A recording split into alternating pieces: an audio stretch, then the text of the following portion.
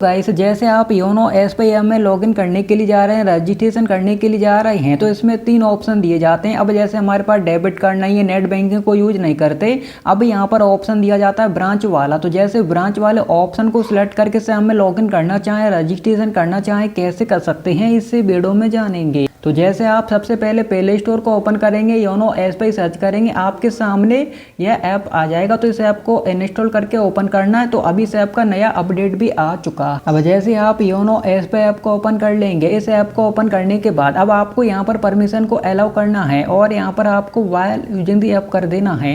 अब आपको यहाँ पर लैंग्वेज सेलेक्ट कर लेना है कि आप इस ऐप को किस लैंग्वेज में यूज करना चाहते हैं। उसके बाद आपको प्रोफिट करना है। प्रोफिट करने के बाद वेलकम टू योनो एसबीआई, अब यहाँ पर आपको लेट्स गेट स्टार्टेड पर क्लिक करना है। अब यहाँ पर आपको देखने को मिलेगा already have an SBI account, यानी अब आपको यहाँ पर रजिस्टर्ड पर क्लिक करना है। जैसे हम एसबीआई के मोबाइल बैंकिंग में रजिस्टर्ड कर रहे हैं, अब यहाँ पर अलाउ करेंगे।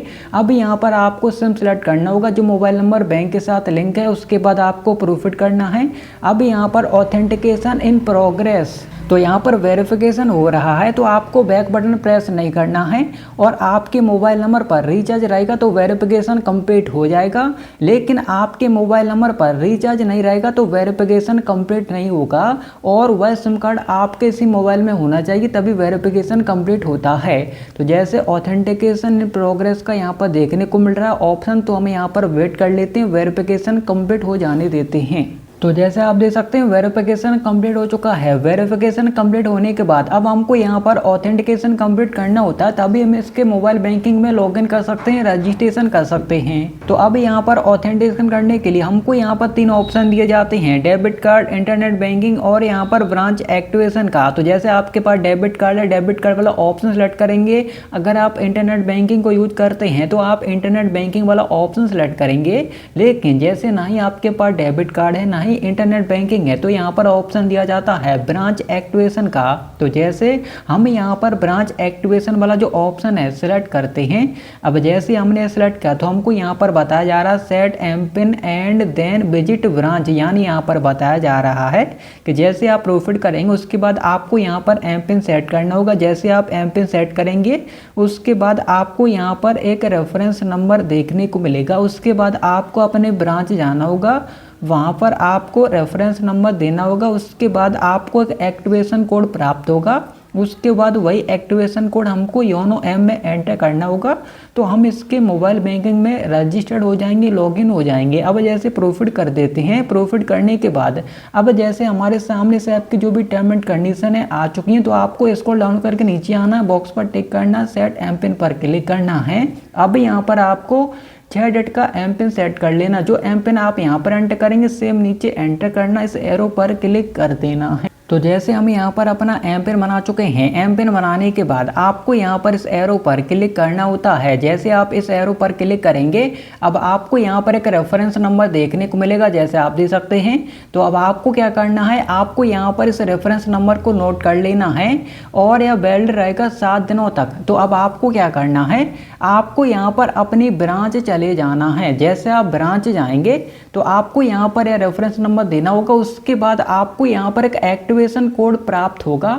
वही एक्टिवेशन कोड के थ्रू आप इसमें लॉगिन कर सकते हैं, रजिस्ट्रेशन कर सकते हैं। तो अब आपको क्या करना है, जैसे हमारा पहला स्टेप रहेगा, जैसे अपनी ब्रांच जाएंगे वहाँ से एक्टिवेशन कोड लेना होगा जो हमारे मोबाइल नंबर पर रिसीव होगा, जैसे हमको यहाँ पर बताया जा रहा है।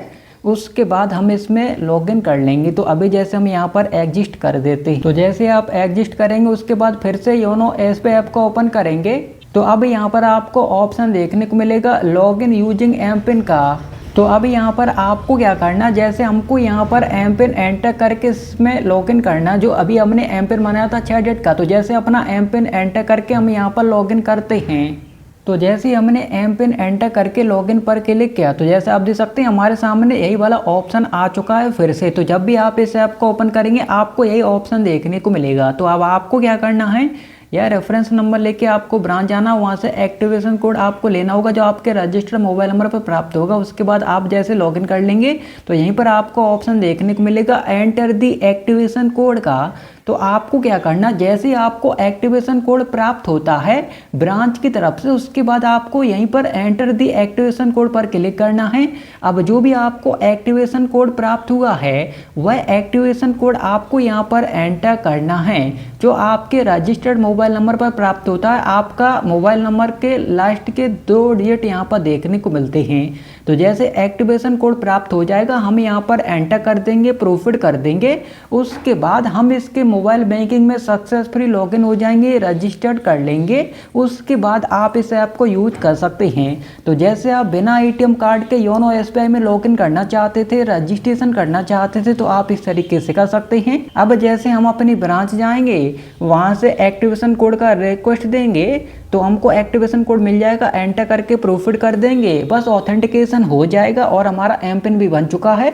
हमारे मोबाइल में फिर योनो एसबीआई का मोबाइल बैंकिंग ऐप ओपन हो जाएगा। उसके बाद हमको कुछ नहीं करना होता।